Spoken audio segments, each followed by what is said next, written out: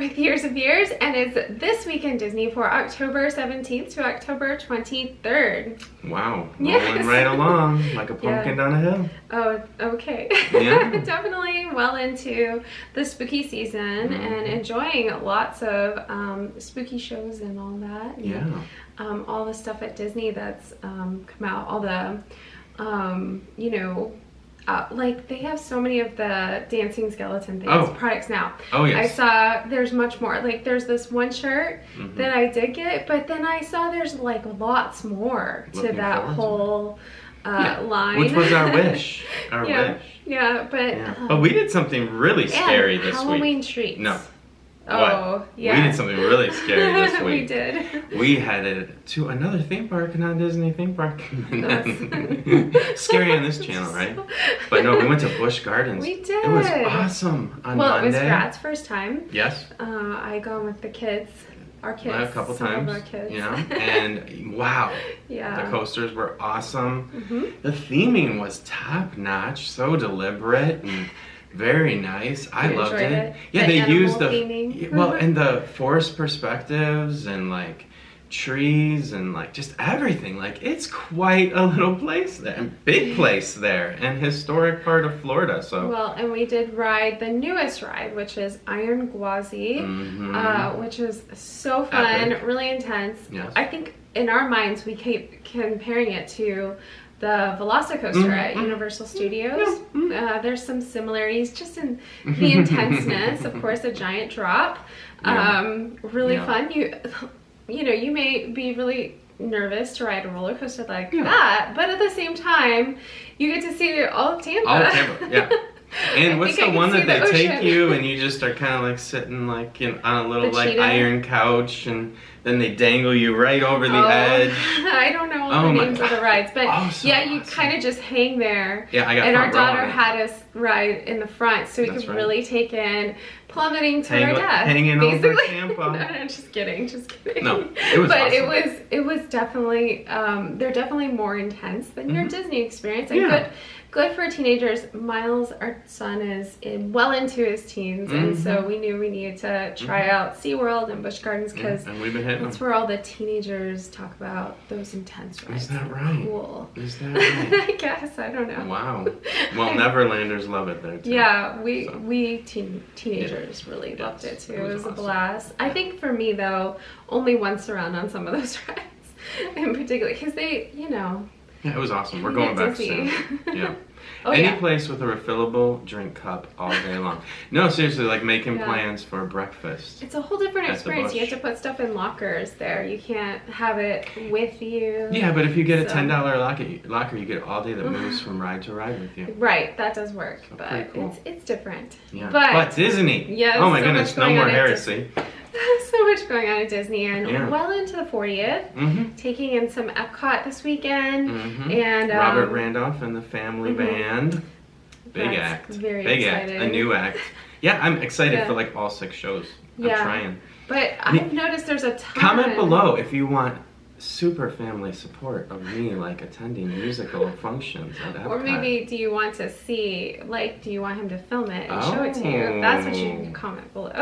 Wow. Yeah. Making me earn it. There you go. But the merchandise, like for the 40th, I'm hoping, I mean, there's so much of it. So apparently, we'll see how long the big celebration continues. But we're going to actually talk about a teeny bit longer. The 40th this week. Because even though it's been going on for 2 weeks with like official events and like projections on Spaceship Earth, some of the official dates are coming to you this week.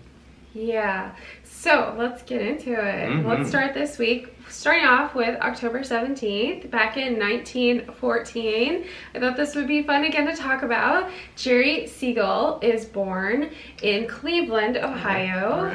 All right. Yes. Familiar. I mean, I'm a Buckeye boy myself. So he and Joe Shuster are responsible for the creation of Superman. There you go. So here we go, talking about comic books again and superheroes and you know. Which city is it in Ohio that has a statue of Superman Metropolis. I believe check that out. So sorry, and I should know off the top of my head. Go ahead. Right. So, he was born in Cleveland. Really kind of difficult backstory. Like, his dad was a tailor, which when we talked about these other hero creators, both their dads were tailors. How compelling. So that's very interesting. But in his family, that would make sense of drawing like bodies and clothing and stuff like that. I mean, that's a big part of superheroes was the costume and the body structure. I mean, right. So there's a theme it's a natural of this progression, and we're talking about 1914,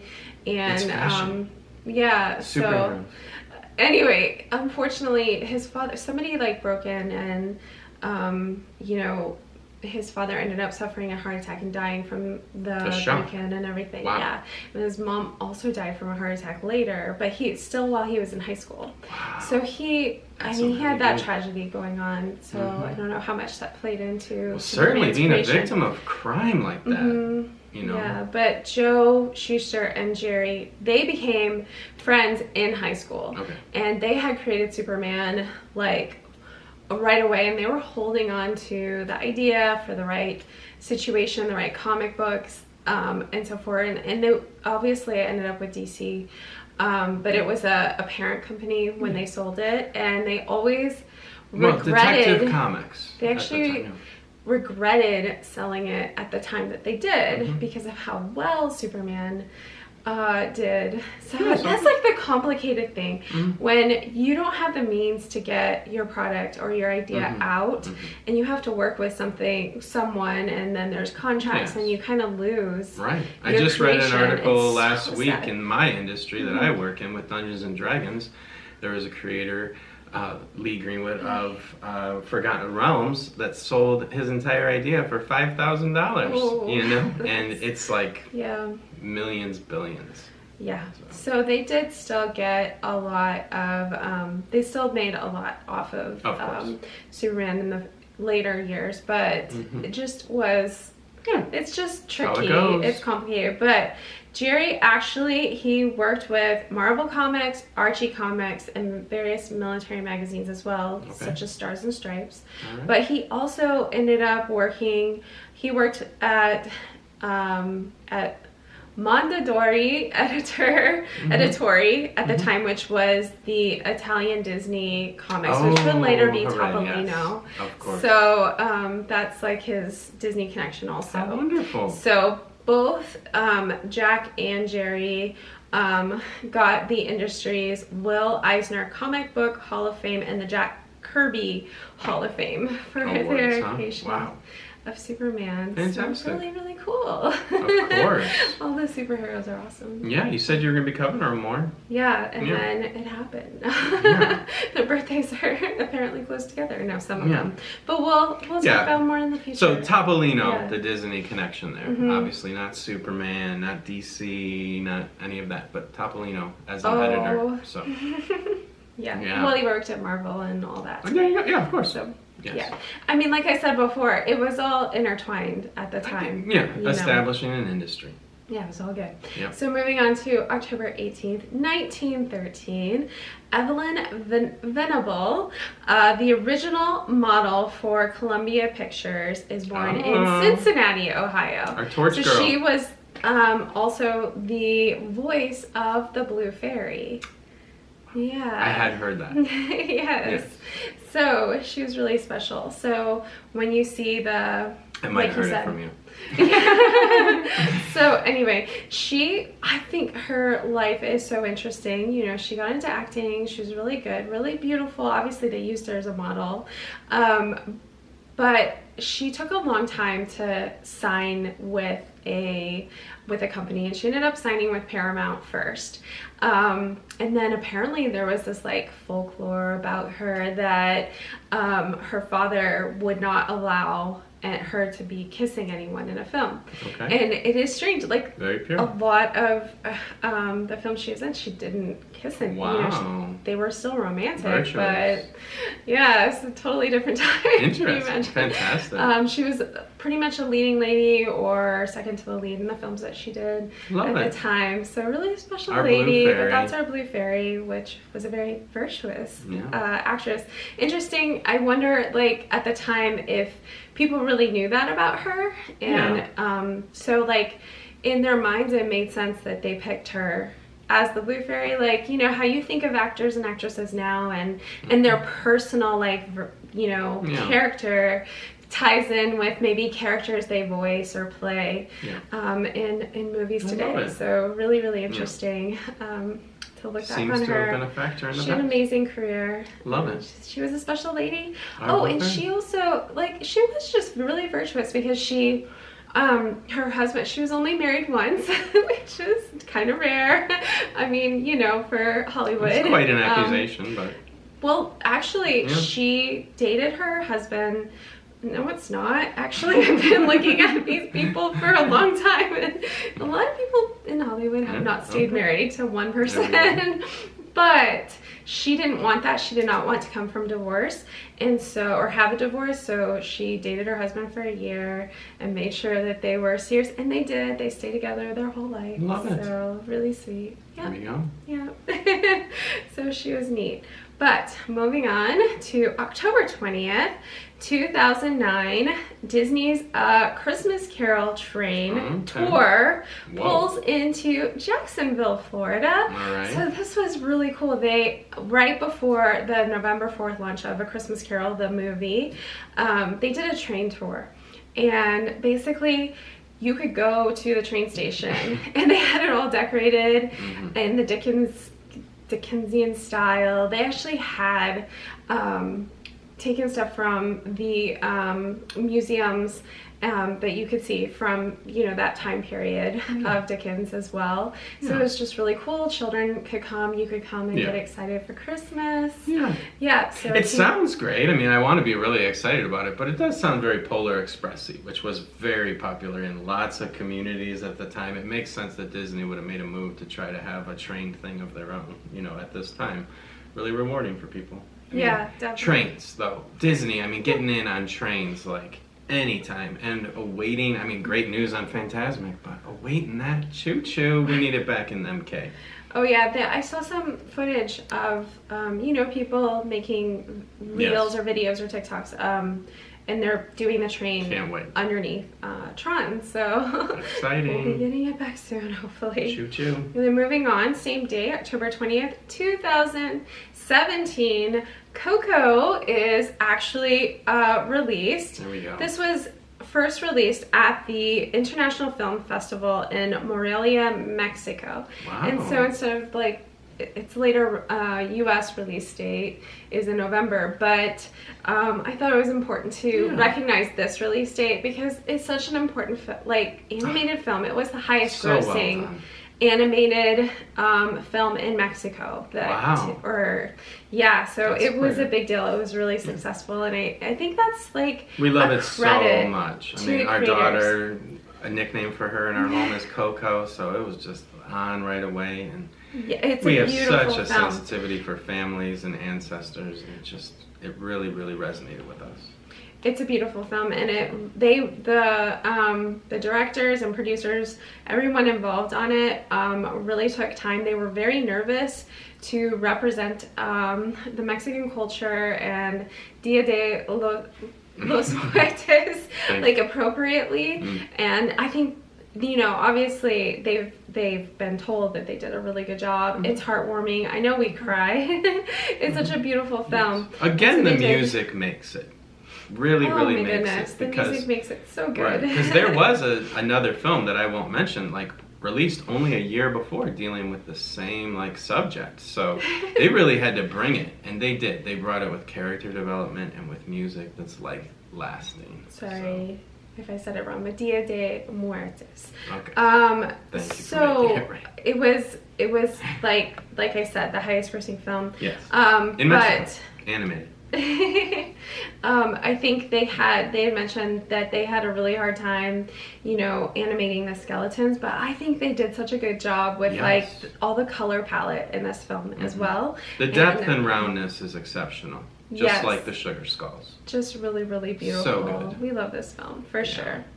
And then moving on to October 22nd, 1982, Walt Disney World, the formal grand opening of EPCOT Center begins. All right. So it's going to be held over a 3-day, and the official grand opening will be on the 24th.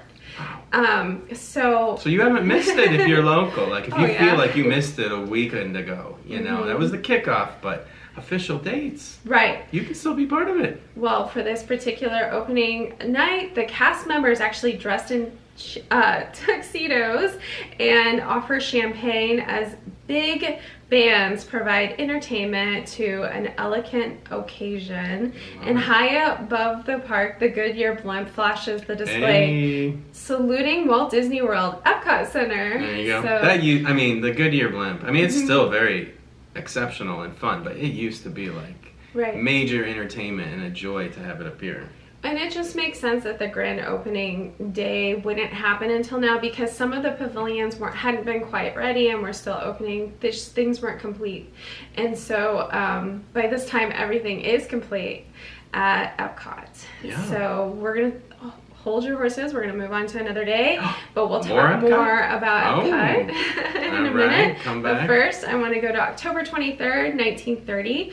The Mickey Mouse short, The Picnic, directed by Bert Gillett, is released. The reason I bring this one up to go check it out, because you could do some comparison if you guys are fans of Mickey and Minnie's Runaway Railway, because they have the perfect picnic short at the beginning.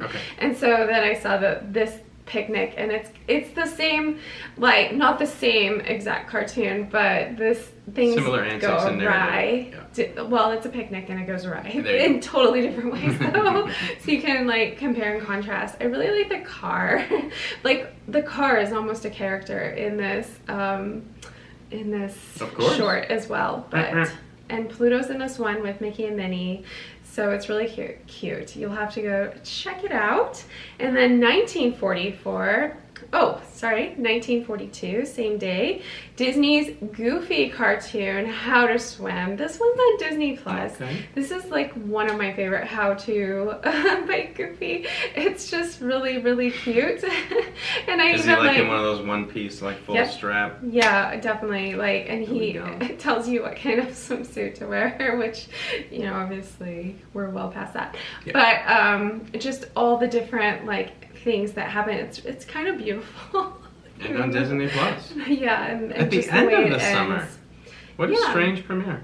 But hey, for Floridians and coasters. Well, 1942. Who knows? I don't think people cared about Halloween as much as. I'm just saying, fall months coming, summer at an expiration. Interesting release. But on the coasts. Ocean and swimming continues. Definitely. I'm sure it all made sense back then. Okay, and then we're going to move on to 1982, but back to what our big topic today is, which is Disney World's Epcot Center. So at the World Showcase, the first show of Carnival de Lumiere appears. Their debuts. No, this is the show on the water, like Harmonious now, but anyway. 82. Oh, I'm sorry. This was the first one. So back then, you could only view the nighttime show from Mexico to Canada Pavilion. Right. Wait, is that right? That sounds exactly right. Oh, between Mexico and Canada. Yeah. So by the following summer, it would be replaced with a new World Fantasy. So this was a very short run of a show. But it was what was there for, you know, the grand opening week and everything. So they did on the 23rd, they debuted Carnival this. And then that night. And they have all those light bulbs on the, like, pavilion. So maybe that was there in the very beginning. Well, we actually, at This Day in Disney, a show that we did previous to this, we actually covered this this nighttime show. So if you guys want to go check it out You can look it up on YouTube. Love And it. then the night before, Okay. the park's big official dedication on Disney's television series airs an episode of EPCOT Center, the opening celebration. There we go. This was hosted by Danny Kaye. Okay. And, Love it. Drew Barrymore. She was Drew still Barrymore. little when she was in this. And Wow. Alex Haley, Marie Osmond, Holy Eric. cow. Marie Osmond is doing the Candlelight Processional Christmas Eve, Christmas Day, and the next day this year That's at awesome. EPCOT. So Yeah. like, EPCOT heritage there. And space traveler Alan Shepard. This is cool. I went and checked it out on YouTube, and it was just really interesting from the beginning to the end of it. It was just how they like viewed EPCOT and. Oh yeah. Yeah. And interesting. I mean, you can tell they have an astronaut there, like NASA and Florida and Port Canaveral, big part, like space shuttle, like Mania was like tops, like all of that. Like really, when I came here in the 80s as a child, like you felt all of that at Disney. It all felt like part of Florida. Yeah. So with this, they're going through the park and showing all the new. All the different the World Showcase and all the different things, and then incorporating like what your visit's gonna be like. Yes. So it was really, really Love interesting. it. And So then marketing. and then the next day, October 24th, we don't usually go into the next week, but we're just gonna do it a little bit Oh, wow. because Breaking rules. I don't want to break up the 3 days, and so the actual official dedication of EPCOT Center was at 11 a.m. by Disney chairman at the time, Card Walker. So it was pretty awesome. Opening day ceremonies, you had the governor of Florida at the time, you had tons of people there, 10,000 special guests. Of course, Don Tatum, Miss Lillian Disney was there, which is so sweet. And the Sherman Brothers, and they had created the music for the opening ceremonies as well. This whole opening ceremony is on YouTube also, and just really cool to go check it out. So pretty long speeches there, and the way that they were doing everything. Yeah. But I like when they did things that way. I mean, Yeah. sometimes it happens the night before events, but it's like an exclusive, invitation thing. Like, yeah. But yeah, these ceremonies used to be fantastic. Like even for the 50th, like it was. I mean, we were dealing with distancing, but there was like no like dedication. It's so cool that they did it that way. For this opening day of EPCOT, it was beautiful and amazing. And of course, there was executive and foreign American political figures as well. We're all amongst the many VIPs. Yes. But they dedicated Spaceship Earth on this day. And I really appreciate that because they saw Spaceship Earth as the pinnacle of EPCOT Center, and it is, and it's like the symbol that we all see when you're going to EPCOT. Everybody talks about it and wonders what it is until they ride it, and it's really the largest freestanding geodesic dome. That's right. That I know Does of. it have healing properties? Yeah, find out. it's really cool. So I appreciate, because it's definitely a feat of engineering, creating that with a ride in it. It's so amazing. Love it. So a special day, and EPCOT's actual dedicatory day. Happy so we had to birthday. talk about it. We love EPCOT, and we wanted to share all the celebrations that they had back then, and Spread it awesome out. they're celebrating. We're looking forward to the 50th of EPCOT. That will be an exciting day, I'm sure, because everything will be done. You know, you would think it's gonna all be amazing. the construction and stuff that they're doing now will be complete, and it'll just be really Probably wonderful. even have Mary Poppins by then, if Yeah. it's coming. I mean, that's what I hear. Right, but back at the opening, they had those glass like pylons fountain that they've brought back. Restored. That was actually opening day at Epcot. So if you're unfamiliar with that, this is how the entrance looked back in '82. So awesome. Just perfect. But anyway, that is it for this week in Disney. Thank you guys for following along. We'd love to hear from you down below. Please comment and say hi and share with us your thoughts and feelings about Epcot, because we sure love it. We're gonna head there right now. But we'll see you guys next time. Bye.